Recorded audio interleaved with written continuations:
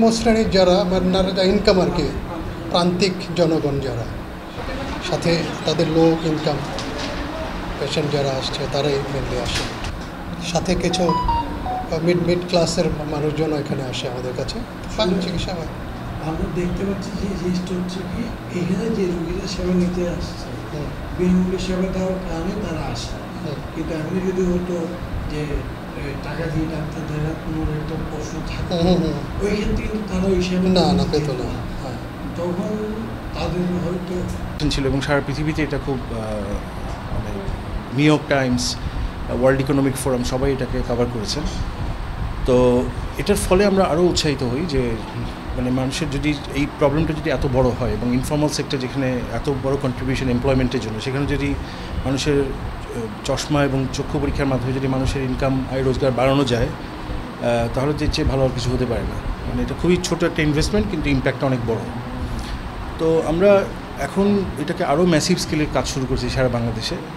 তো সেটার একটা পার্ট হিসাবে আজকে এখানে করা হচ্ছে, প্রায় 310 জনের চক্ষু পরীক্ষা করা হচ্ছে চট্টগ্রামে, বাকলিয়াতে।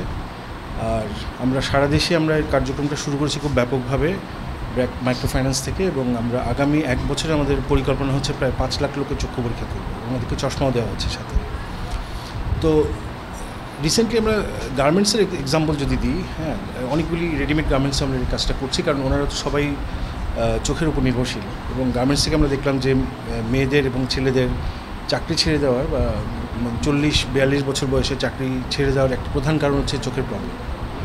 তো আমরা রিসেন্টলি যে গার্মেন্টসগুলিতে করলাম সেখানে কিন্তু 56 বা 60%, সেখানে আমরা দেখতে পাচ্ছি প্রায় 85% পর্যন্ত মেয়েদের রেডিমেড গার্মেন্টস সেক্টরে মেয়েদের চোখের সমস্যা উঠেছি, যার ক্রেডিট ক্লাস সার্ভিসের একটি অন্যতম ইনিশিয়েটিভ হলো চক্ষু সেবা এবং স্বাস্থ্য। এবং এই চক্ষু সেবার আওতায় আমরা গার্মেন্টস কর্মীদেরকে নিয়ে আসছি। যে আমাদের দেখা যায় যে 40 বছর বয়সের পরে মানুষের প্রেসবায়োপিয়া বা কাছের দৃষ্টি একটু কমে যাওয়ার যে প্রবণতাটা আছে সেটা দেখা যায়, কিন্তু গার্মেন্টস কর্মীদের ক্ষেত্রে দেখা যায় তাদের অ্যাকোমোডেশন লস বলি ডাক্তারের ভাষায়। তো এই অ্যাকোমোডেশন লসের কারণে 40-এর পূর্বেই 30 বছর কিংবা 32 বছর বয়সে চোখের দৃষ্টিশক্তি তাদের কমে যাচ্ছে।